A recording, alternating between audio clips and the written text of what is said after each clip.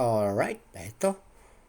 Try na natin magpalit ng tensioner. Pero hindi ko na may mapakita dahil kasi nagmamadali tayo. Yan, palit tayo ng tensioner dahil maingay na ang kanyang makina.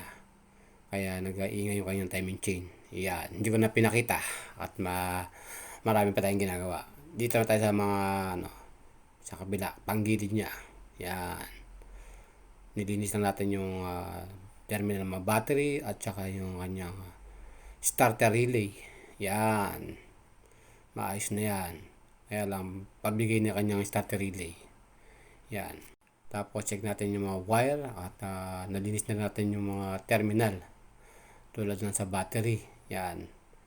Nilinis na natin yan. Yan. Hindi na siya corroded. Yan. Isa sa dahilan bakit nag hard starting kasi wala siyang contact. Yan. Tapos check din natin yung carburetor. Yun. Yan. May susunod natin yan. Check natin yan kasi nag-overflow. Pili tayo na repair kit. Okay. Check natin mag-start ngayon kung ano kondisyon ng motor niya. Alright. Pero lumalagitik na yung ating starter relay. Ito malapit na ito bumigay. Mag-reserva ka na nitong starter relay. Malapit-lapit na ito. Maingay na. Alright. Okay na. RPM natin. Diba?